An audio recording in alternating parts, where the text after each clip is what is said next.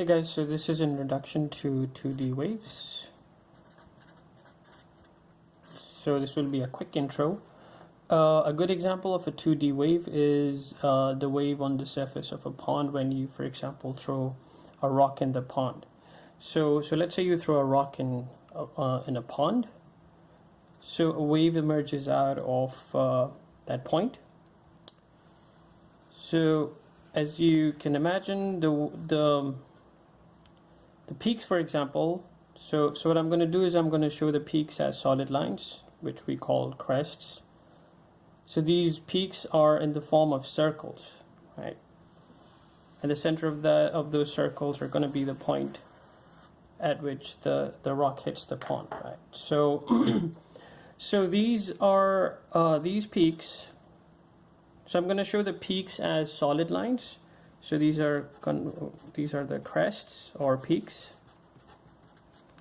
and the troughs or the valleys I'm going to show as dashed lines.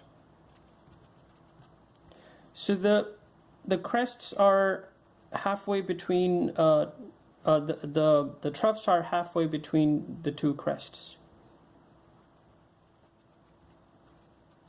Okay. So these are the troughs or peaks, or sorry, valleys.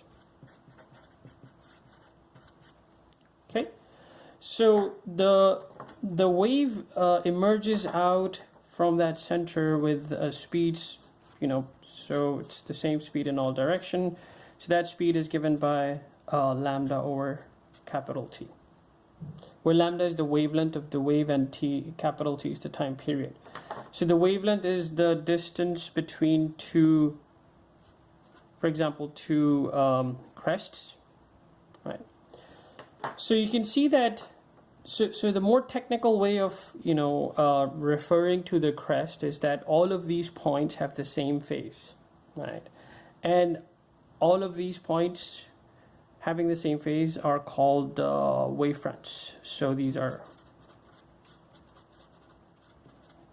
okay, again, so these points have the same phase, so they're called wavefronts. That's the technical name for that.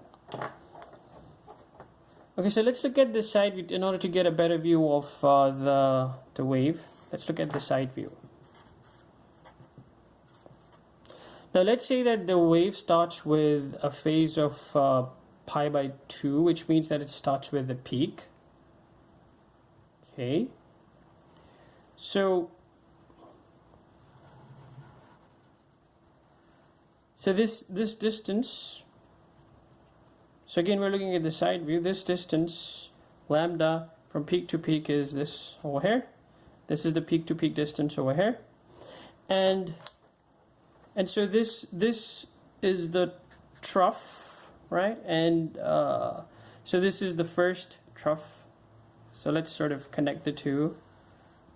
This point, this side view is this on the top view, right? And so this is this trough, and this crest is this one. There you go. So that is it, right? Just one last thing is this distance, right? The wave takes one complete time period to move from to cover a distance of one wavelength. Okay. That is it. Thank you for watching. If you have any questions, post them in the comments